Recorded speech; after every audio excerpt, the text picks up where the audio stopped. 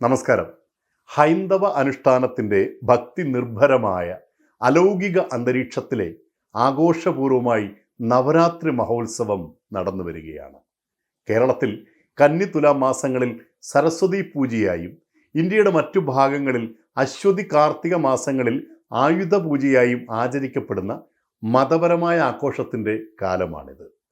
നവരാത്രി പൂജ ആരംഭിക്കുന്ന ദിവസം മുതൽ ഓരോ പ്രദേശത്തെയും ആളുകൾ ആരാധനയുടെ സ്വഭാവമനുസരിച്ച് ഗ്രന്ഥങ്ങൾ, ആയുധങ്ങൾ തുടങ്ങിയവ പൂജാപീഠത്തിന് മുമ്പിൽ സമർപ്പിക്കുകയും വിജയദശമി നാളിൽ അവ തിരിച്ചെടുക്കുകയും ചെയ്യുന്നു.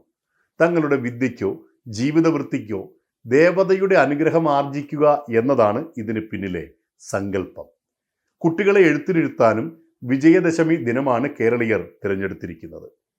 പരാശക്തി സ്വരൂപിണിയായ ദേവിയെ ആപത് നിവാരിണിയായും ധനാഭിവൃദ്ധിക്കായി പൂജിക്കുന്ന അതിപ്രധാന ദിവസമാണ് നവരാത്രി എന്ന് വിശേഷിപ്പിക്കുന്നത്. പരാശക്തിയുടെ 3 സ്വരൂപങ്ങളാണ് സരസ്വതിയും മഹാലക്ഷ്മിയും പാർവതിയും. അതുകൊണ്ട് ഇവരിൽ ആരെ വേണമെങ്കിലും നമുക്ക് ഈ നാളുകളിൽ ആരാധിക്കാം. പ്രകൃതിയോട് തന്മയഭാവം പ്രാപിക്കുന്ന ശക്തിയാണ് ദേവി. ദേവി സാക്ഷാൽ പ്രകൃതി തന്നെയാകുന്നു.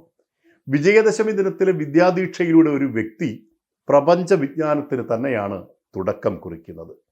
ജ്ഞാനപ്രകാശത്തിൻ്റെ ദീപ്തി ദേശാന്തരങ്ങളിൽ വ്യാപിക്കുന്ന ദിനമാണ് വിജയദശമി.